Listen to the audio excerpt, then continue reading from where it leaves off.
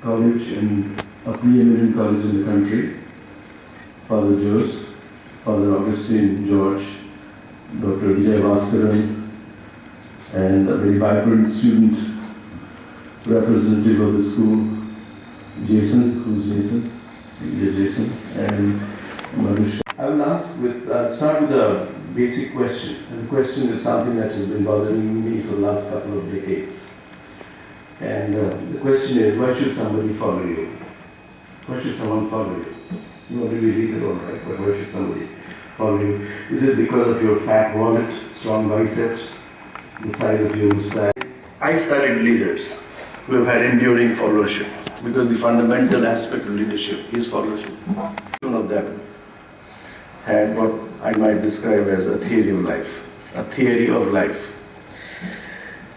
Now, a theory of life is shaped by both individual and collective. Base your life on causal, visible phenomena, then you would not live a life which is meaningful. So you see, theories are important because a good theory is the most practical thing to have, and this is what I want to impress upon you. So when somebody is asking you to come to class to learn a theory, it is a crystallization of the best practices of a lifetime. Okay, what do leaders do then? Timeless leaders actually structure human experiences. They guide human experience through those theories that they espouse in their heads. And when you look at how these theories evolve in the leaders, I'll start with a personal example, then I'll go into more impressionable leaders. See, my first visit to America, you go from an austere India to a very opulent America. On a Fulbright, I went there, my first visit. Not my first visit, my third visit on a Fulbright. And I met a bunch of Americans, just as you're sitting there, they're sitting here. And I asked, what does half-boiled egg mean to you? Half-boiled egg. You know, the answer from the American audience would be a fully boiled egg. A boiled egg, an egg boiled for half the time, the usual time, than a normal fully boiled egg. I would say no, a half-boiled egg is a fully boiled egg, cut in two halves by a small string, so that two brothers could have this as tiffin. Now you might imagine, is this the India that we lived in? Yeah, we did. I lived in that India. And it was okay to have half an egg for breakfast. Now you go to America, where you have at least 2 eggs on a table. You know, egg means 2 eggs. Now, this country will probably have not seen what I have seen in India. So I evolve a theory out of it. What is the theory that I evolve out of it? The theory I evolve is, life is a simultaneous equation. This is in my head. One part of the equation says, how much more do I need to be happy? Jobs, careers, wives, if you go that way. I would encourage you not to, but still. Girlfriends, how much more do I need to be happy? The second part of the equation is, how much less can I have and still be happy? You see? How much less can I have and still be happy? So happiness is a perpetual oscillation between these two extreme motivational urges. How much more do I need to be happy? How much less can I have and still be happy? You know what Narayan Hridayalaya is doing here, what Tata Nano is doing, you know, what Shankar Netralaya is doing. It's all based on, you know, the second part of the equation. How much less can I have, still be happy? So India's frugal engineering is largely based out of this theory. So if there's a theory in your head, then you can negotiate life much better. You can negotiate businesses much better. And this theory evolved out of my own experience of seeing affluence, seeing austerity as I grew up. Take a man whose name is Gandhi, and he had a theory. The theory is, truth is my God, non-violence is the method of achieving it. Look at Mother Teresa, she had a theory. Small work with great love. I met her, I'm going to relate that story if I have time. There's George Bush, who also had a theory which said, do unto others before they do it unto you. You know, you must damage them before they damage you. That's another theory. Okay? Even an ordinary person doing duty in Kargil, you know, I was with the Chief of Army sometimes back in New Delhi, and he was sharing stories of how these Kargil martyrs wrote back very emotional letters back home. And after they died, those letters were read out, and the audience, you know, much bigger than this one, were literally in tears. I didn't know what to say after General Malik. I said, you know, I can tell you a story from Kargil border. There's this little soldier in the Indian Army who's doing duty, and a politician goes to the border. And on a very ceremonial visit, he's looking at a fully automatic gun and he's inspecting the gun, looking at it from all angles, and he's not able to figure out which side is the nozzle of the gun. So he looks at the soldier and says, "Can you tell me which side of the gun should point towards the enemy?" The soldier said, "Sir, please hold the gun close to your chest and press the trigger. Whichever side it fires, it is good for the country."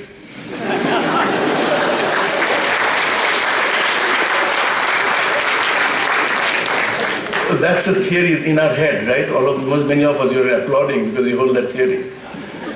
Unless there is this exceptional politician who proves you in practice that this theory is wrong, nullified. And this theory runs our perception of politics, believe me. Politics can't be clean unless the theory is changed. The theory is this, that it's a last resort of a scoundrel. This is a theory. In practice, there are some good people. I mean, there must be some good people, otherwise, but if there are some good people, those good people are outliers in the theory. And so those theories are very important. See, before Greece became a world power, there was a theory in the head of every citizen in Greece that we are a great civilization. Look at the schools in China, and everybody holds a theory that we are the center of the world. There is a theory. In India, do you hold that theory? Do you espouse that theory? And it's very important. So what I'm saying is, it is possible that you might have to examine, because unless you have a powerful theory, some other theories will start influencing your behavior, your belief, your practice. And be careful about how you theorize. And it's very important, I think, for all professionals such as yours, going out in the world sooner or later. So how do you enter the theory? How do you actually go into what you describe as, how do you propose to yourself that I should have a theory, and how do you start? Where do you start? Now, you can become a leader in anything, in any endeavor. Believe me, I'm saying this from years and years of contemplation. You can become a leader in anything, provided you have this thing going for you, which is you have to bring consistency in a very inconsistent world. You have to bring consistency in a very inconsistent world. All great institutions, including this one, have certain consistency of values, without which it will not be a brand. It will not be a top 10 school. So what are those consistencies? How do you bring about consistency, whether in your personal work or in your professional kind of journey, or in the way you run a school or you run an organization? How do you bring consistency in an inconsistent world? Look at a traffic cop. What does a traffic cop do on a road? He is actually regulating traffic, bringing some consistency, right? And therefore he is, by default or by design, he is an authority. He brings that consistency. Look at a doctor. You go to a doctor with an unknown ailment in your stomach, and he's a specialist doctor, and he tells you, "Don't worry, this is what it is, we'll treat it." Immediately he brings down your anxiety, because he brings some consistency in the way he processes this knowledge of what your stomach upset is all about. Okay? Now, if I don't bring this consistency, I cannot be a leader. How do we bring about this consistency? Through the 3 Ps. I would call it passports to leadership, time-based leadership. These 3 Ps are very important, so please listen in. For instance, I'll start with the first P, which is purpose. The second P is productivity. The third P is possibility.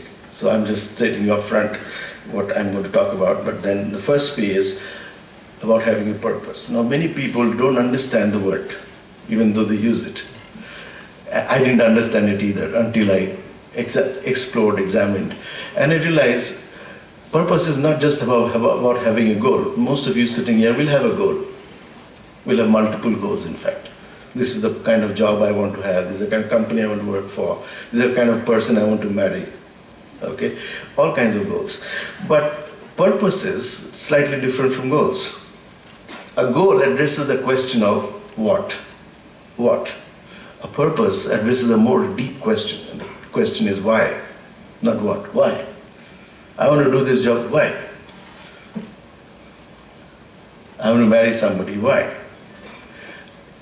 I want to go there. I want to do this kind of service. Why would I want to do this service? Now, the moment you start a why question, your brain, your neural structure is ordered differently. Your neural processing is very different.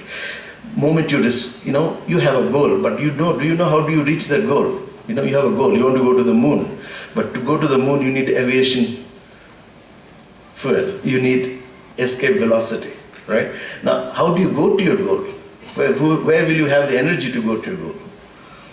Where will you have the precision, the direction to go to your goal? And that energy will come from purpose. Believe me, purpose is such a powerful, energizing process. If you do not have a purpose and you only have a goal, chasing the goal will burn you out. It will be very difficult to sustain, chasing a goal. Very difficult for a human being. You just look at how many people go to the gym first day in the year with a New Year resolution. And then by 20th of February, your resolution goes down the drain. Okay? Why? You had a goal, all right, but there was no overwhelming purpose for it. Suppose you say that the fact that your brother or your sister will be alive, if you go to the gym every day, you would go there. There is a purpose. Okay, I go from here to the restroom. That's a goal, right? I will walk in a particular manner. I go and I'm asked to go near the restroom where Dr. Abdul Kalam is standing. That journey will be different from going to the restroom. Okay, same walk, same mechanics, but the purpose is very different. Do you see the difference? So what purpose does is fundamentally alter the way you process yourself in pursuit of your goal. I'm going to give you a simpler example, so that will stay with you for the rest of your life. In fact, most of what will be said here hopefully will stay with you for the rest of your life. If it did not, then it did not merit the time called timeless leadership, merit this title, okay? For instance, if I were to examine the fact that you all of you sitting here will have a heart. You have a heart? Oh, I'm sure you know you have one. You didn't have one, you wouldn't be saying it. You have a heart, right? How many times does the heart beat in a minute? In a minute, how many times does the heart? Huh? Roughly, if you really look at your cardiograph, sometimes less, sometimes more, depending on your stress level. If you're running very hard, it'll be more times. But roughly 72, good. So in a minute, 72 times. In a day? Less than a couple of lakhs. In a whole year? Uninterrupted, mind you. In a whole lifetime of 68 years, how many times would the heart have beaten? In a whole lifetime?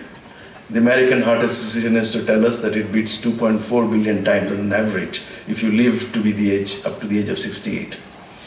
2.4 billion times uninterrupted. And how does the heart beat? This is the heartbeat sound. Lub, dub, lub, dub. No?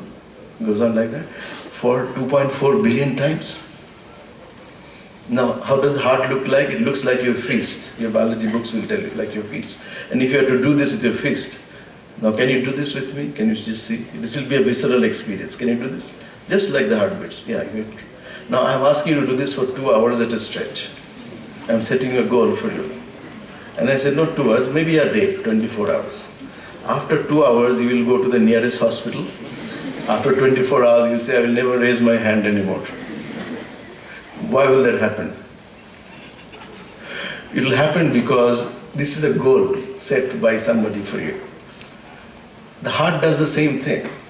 You may say the heart is programmed for it. No, it is not programmed for it. The heart's goal is integrated with the goal of the rest of your body. It's an integrated goal. So the heart's job is to keep you alive, so it has to work in tandem with other organs' goals so that you're alive for a lifetime. So the architecture of the heart, the design of the heart, the biological, software that runs the heart is fundamentally geared towards a purpose, not towards a goal. And therefore it can keep you alive. 2.4 billion times it can beat without an interruption. That's the reason why the heart is so enduring, so timeless, relative to other things. Okay, 2.4 billion times, huge thing. Now, you may wonder, so how is the heart connected to the purpose? Does the heart know it? Or even if you do not know it, there's an intelligence in you, there's an awareness in you that knows it. That knowledge is so deep in you that even your thoughts cannot reach there. If I asked you what you had for breakfast in 2012, March 14, you will not remember. But your body has already remembered. It has processed carbohydrates, vitamins, proteins in a specific order, and it has made the potato into you. Okay? And so if it has done that, it knows what to do with those food. So there is a spider's web. It's a beautiful architecture. Look at a spider's web, the beauty of a spider's web. Look at a beehive with its hexagonal structures. The hive not inclined in a particular angle so that the honey doesn't run down, kept at a particular temperature so the wax does not melt. And now if you look at an individual bee, or you look at a spider, individual spider, you will have no idea. The spider will have no idea how it creates a web. The bee will have no idea how it creates the hive. But collectively, in larger ecology, they create something more magnificent than they can ever imagine or think. We do as well. You see, we are almost like that. So we are part of a larger ecology of intelligence. We are a part of a larger ecology of connectedness. This thinking has to come into professional life sooner or later. If this doesn't come to you sooner than later, you will struggle with all your goals. Believe me, I bring to you about 20 years of retrospective wisdom. I made all the mistakes that you will be making, perhaps more. And coming back to those, I realized that purpose is very critical. Now I come to Mother Teresa, whose name I was mentioning. My first visit to her, with her.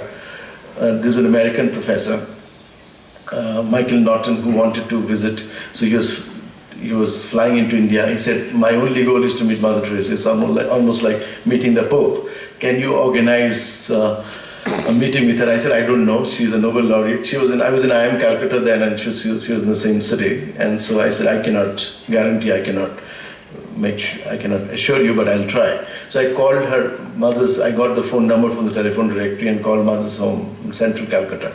And there was a person who was receiving my phone, and she said, I asked, can I have the phone number of the secretary of Mother Teresa so that I can fix an appointment for one of my visitors from America. What is the visitor's name? I said, this is the name. Who is going to come with him? I said, I'm going to come with him. What time does he get into India? This time. Oh, he can come after he arrives within a day. Next day he can come. I said, may I know who you are on the line? She says, I'm Mother Teresa. I said, oh, that was a surprise. I didn't expect to have access to her. Anyway, I go to her and we meet her for quite some time. And she says, in terms of what her leadership theory of life, I said, what is your leadership theory? She says, small work with great love. I couldn't quite understand what it means. But anyway, I tried to get some clarification, but she's not very articulate, not extraordinary, did not speak the English language that well. But anyway, I forgot my briefcase after having met her. And I'm out on the streets of Calcutta after the meeting, and what do I see? And I remember that I had forgotten something, and I see this woman with a pacemaker in her heart, a Nobel laureate, thousands of people working for her. She comes down a flight of stairs with her bag, with my bag, and to return it to me. So you had forgotten the bag, I had come to return it to you. Only then I realized what small work was and what great love could be. And then, she had said something. She said, the work doesn't grow. What grows is the love. The work is local. The impact of the work is local. But the love with which you do it has a tendency to grow, to expand. And that love is purpose. See, I'm doing it because I love this. I'm passionate about it. Yeah, I want to talk to these 500 students of Christu Jayanti College because my life depended on this talk. I would talk to them because this talk will be embodied and be etched in their hearts, and they will make a difference to the world. And so my going there is very, very important, not because of my speech, but because what they could do with some of these ideas. That's the purpose. And the speech is just the work, small things. Speeches get forgotten. Speeches don't remain. What remains is what you have internalized. You see this? You go to a school and you ask school teachers, what is it that you teach? And I get conventional answers. Geography, history, operations of the church, marketing, organization, behavior. I said, does anybody teach a student here? I don't seem to see that anybody teaches a student. You teach a subject or you teach the student? And the moment you ask that question, there's something that connects with us. We are teaching the learner, we are not teaching the subject. It is incidental that the subject is being taught, but the learner is fundamental, right? So purpose is fundamental. Why am I doing it? Gives me a greater meaning, a greater reason for doing something.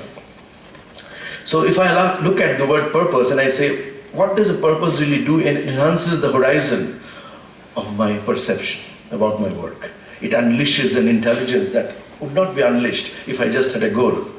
Purpose lends meaning to human experience. And you see, this meaning is very, very critical. Sometimes we do something so mechanically.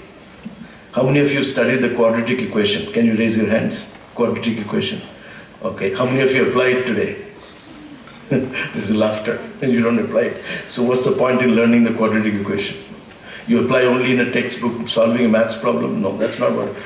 Do you apply it in real life? If you don't apply it in real life, what's the point of quadratic equation? So most of us get stuck in what, not why, what. Dr. Manmohan Singh and George Bush are in a quiz competition.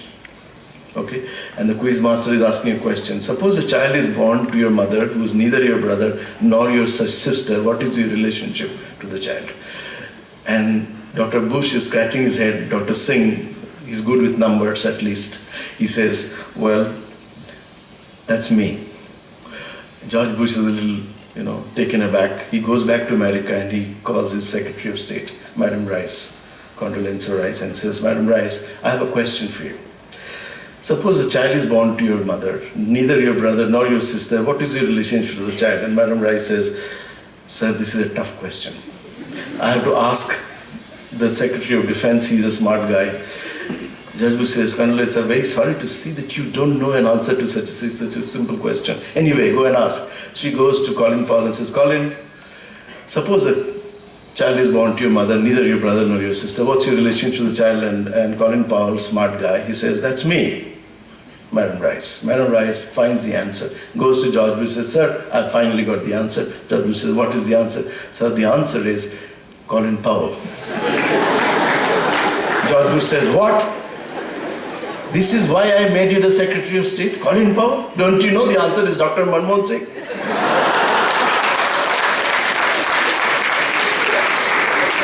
See, this is what most of our education is all about.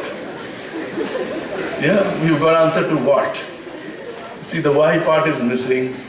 The causal values are missing. What is happening is the obviously visible. And you see, this is what is called second-rate intelligence. Most of our education is about this. We don't look at causality. We don't look at like Bernoulli, you don't look at the airlift. We only see feathers and wings. And that's where the problem starts in education. You have to see the deeper causal values. And the second value that I'm going to talk about is productivity. And this is a very critical word. Most people who deal with productivity in this day and time simply don't know what it is. With due respect to them. I mean, they know a lot of things, but they don't know what productivity is.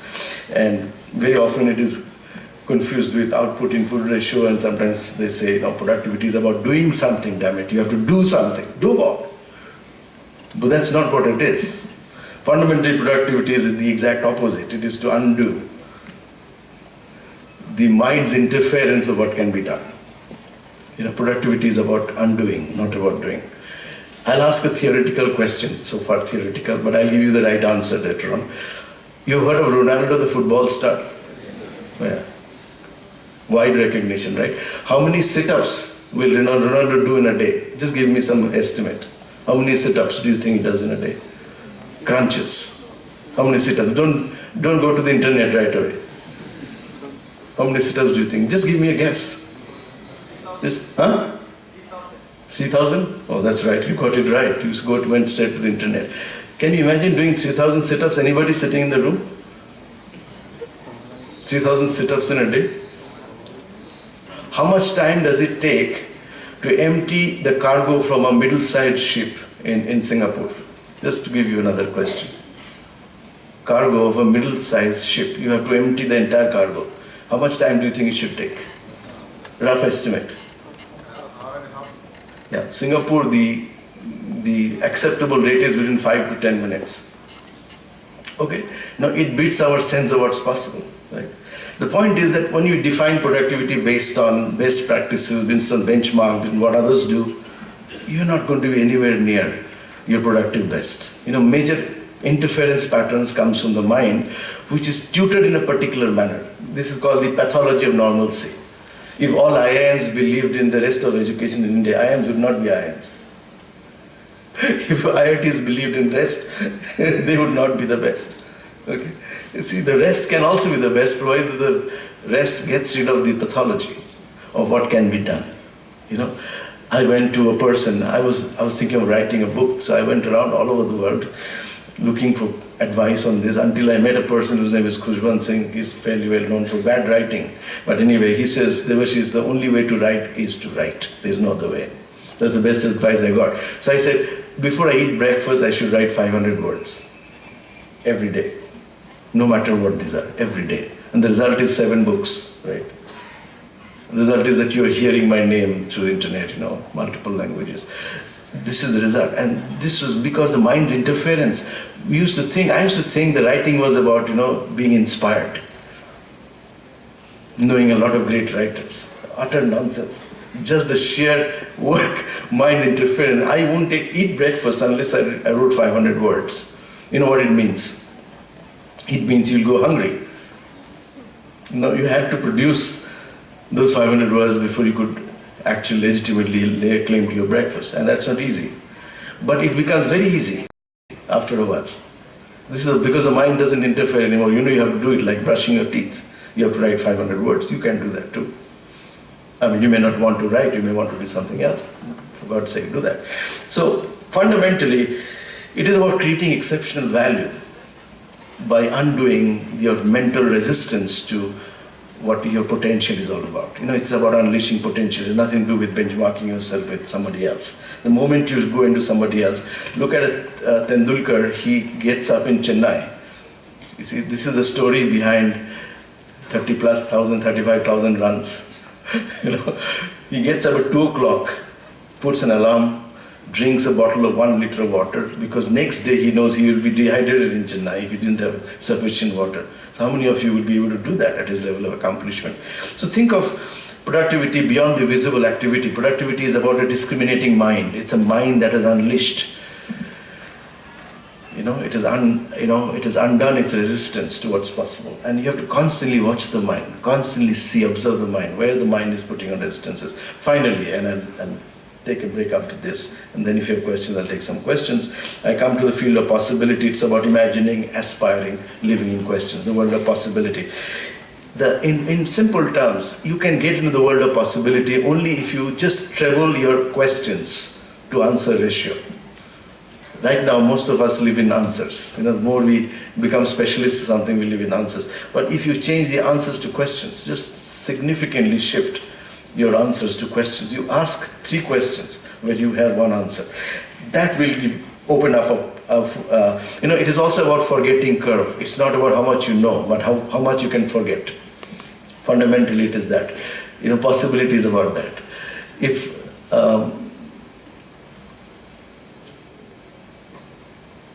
Arvind Eye Care were to benchmark with what's happening in America, America does about 150 eye surgeries. Arvind Eye Care an average doctor does about 2,000 plus. And this is way beyond the national average for Britain. Now, if they did not ask questions, whether an eye surgery, and if you ask qualitatively, these surgeries are as good as the ones in Britain, so they're not compromising on quality. Now, if Arvind Eye Care were to benchmark against America and England, they would not succeed. See, this is the timeless principle. We are constantly given a gift of potential, and we compromise that potential by looking around, benchmarking unnecessarily on things where we can do better than what we benchmark for.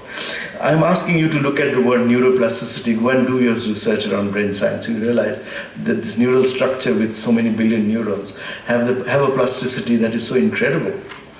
We haven't explored some of that, and it's very important for us. I'll end with 2 stories. The first story is about a young man who wanted to meet the king, but the young man could not find time nor the opportunity to meet the king. So he said, I'll spread a rumor in the kingdom, and the rumor will reach the king, and the king will probably listen and give me an appointment. So he said, tell the king, he told his friends, tell the people around you that I can make the king's white horse fly. This news reached the king eventually. And the king said, who's this idiot who's claiming he can make my white horse fly? Bring him in. So he comes, and the king says, come on, here's my white horse, make it fly. He said, Almighty, when have you heard that you can do something as important as this without proper training and education? The king said, don't joke around. Tell me exactly how much time you'd require to make my white horse fly. He says, Almighty, give me 6 months. And the king says, okay, you can take my horse, train him. My people will keep a watch on you. So as he's walking out, his friends come, they were hiding everywhere. They come to him and he said, hey, what did you tell the king? We know you can't make the white horse fly. We know you don't have that skill. Why did you make a false promise? You know your head will be chopped off. He said, no, 6 months is a long time. Long time? Oh, there are possibilities and possibilities that can happen in 6 months. What will happen? You will be killed by the king's people. He said, no. In 6 months, the horse may die. He said, no, the horse will not die so quickly. If the horse doesn't die, the king may die. Kings don't die that easily. Then the horse will learn to fly. Horse may learn to fly. No, the horses don't fly, but airplanes fly. So the human imagination, who could conceptualize something which is not evident to the naked eyes, could make horses fly.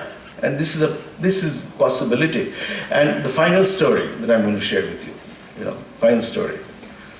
You look at, some of you who look at, not the pre-final story, you look at your credit cards, you'll have something called a Visa card, right? The guy who created Visa, I had a conversation with him. His name is D. Hawk. He's in California. And I asked him, how did you create Visa, which operates around the world? He said, I redefined money in a new way. I created a new definition of money. I asked him, what kind of definition was that? He said, I define money as human energy impulse that can be alphanumerically coded on a plastic card. And those impulses could be transmitted from one continent to another, provided there are two things behind the transmission process. One is value, the other is trust. And any institution which has these two in them can potentially be a bank. So Visa came into being by the sheer imaginative prowess of D. Hawk, who defined money as human energy impulse, alpha-numerically codable on a plastic card, and transmittable across nations. If there were two powers behind the transmission process, one is value, the other is trust. Look at what he has done to personal banking today. You can just go to an ATM machine, you can get your cash out. You don't have to be Dhirubhai Ambani or a Tata. The ATM machine will recognize your value by virtue of what you have in that account. You'll get a service instantly. This is what he's done to personal banking. Now, the final story is about a boy who was with his brother going to a vernacular school till his father said, my young son should go to an English medium school, a convent school, run by Jesuit fathers. Okay, so the boy went and the younger brother went. The elder brother told his father, my brother is going to that school. The fee of that school was 45 rupees a month. And the vernacular school, the town school, Bengali medium school, the fee was roughly 1 rupee 45 paisa. So this father felt very bad for the elder boy, who out of sibling rivalry said, I also want to go to that school. So finally, with a lot of effort, father got some money from selling off his property and all of that. And so the elder son was also sent to the school. And because he was in the Bengali medium school for 4 years, he was not conversant with English language at all. And so as a test to the admission to the college, he was given a test. And the test was 100 spellings of English words, and this was an Anglo-Indian father who was actually spelling this out. And he was writing, and he got all the 100 wrong, 100 out of 100 wrong. Because he couldn't understand what was being said. He's never followed English language before, in the way it was told. And father came to his father, the boy's father, and said, he's no good, he's not be able to compete, he'll not even understand what's happening in class. So he may come next year. So his father said, give him 3 months, I'll put him in a tuition class. Now the deal was as follows. The tuition class was run by the husband of the English teacher of the school. The deal was, unwritten deal was, that the tuition master will pass on the questions before the exam and will mug it up and he will pass an exam. Okay. So the first day in the tuition class, the tuition teacher is asking a question. The question is, can you spell circus? Any one of you? You can spell circus? How do you spell it? Seems so easy, but it wasn't that easy then. You see, none of the boys could answer this simple question, circus, except this young fellow who is just stepped out of vernacular school. He said, circus is C-I-R-C-U-S. And the tuition teacher said, look, he went to a 1 rupee 45 paisa school, yet he had taken the trouble to learn the spelling of circus. You haven't. You go to a more expensive school, you haven't. And the boy thought, what a luck. That word of appreciation made it possible for him to think that he could do it. He said, what a luck, because Gemini Circus had come to town. And just before coming to tuition, he had seen Gemini there, circus there. And for him not to remember that would be really stupid. Not that he was extraordinarily intelligent, just that he was lucky. He just said that. But he hid that and he said, no, I really have to do well in English. And the same boy has now become the youngest director of an IIM. He's standing in front of you. He's the author of 5 7 books.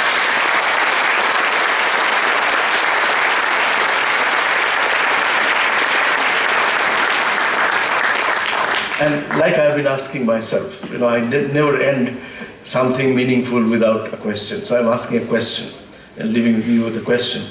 If this boy could do it in spite of all that he carried as a baggage in his head, why can't you? The next question is, if this boy could really do it, why can't you? And the third question is, if he could really, really do it, why can't you? Thank you.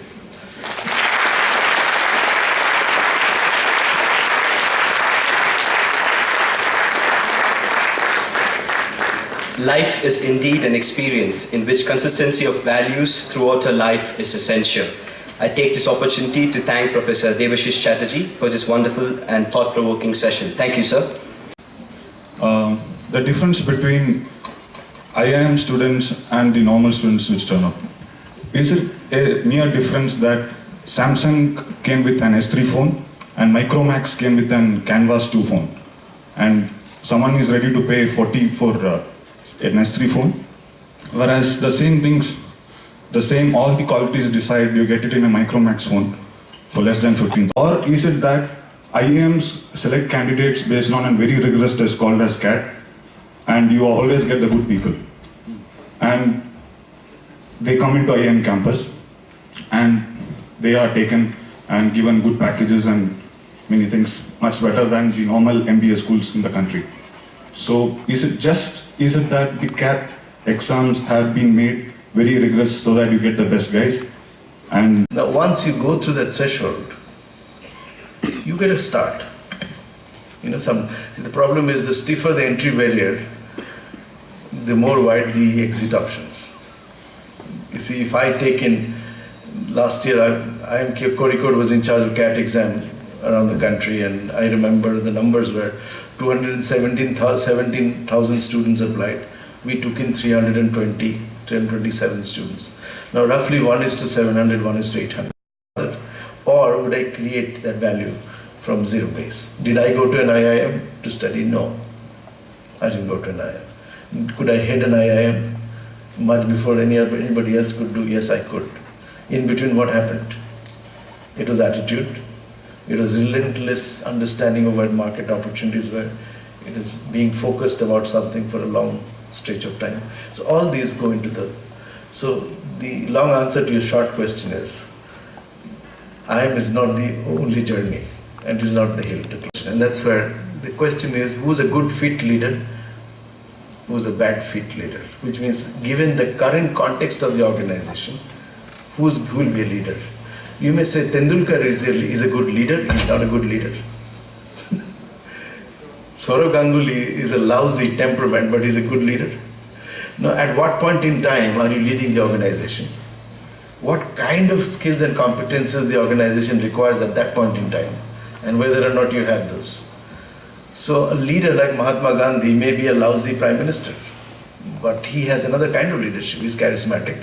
He can galvanize a lot of people together. Ask him to do the job of prime minister. Ask Nelson Mandela to do the job of prime minister. When South Africa was liberated, Nelson Mandela became president. He realized very quickly, intelligent man, that presidency is not my job. My job is being charismatic, non-president, father of the nation. And which he did really well. Mbeki, who was a more hands-on character, became the president, right? So India had a similar transition. Gandhi didn't become the prime minister. Jawaharlal Nehru became the prime minister. And he was more of a technocrat. See, the point is that at what point in the organization, when I inherited IIM Kozhikode, we had 3 directors before me. One from IIT Delhi, the next one from IIM Ahmedabad, the previous one from my institute, then I was the 4th director. I realized, why does this institute need me? I have to see what is the life. When I inherited IIM Kozhikode, it was still a small school in Kerala.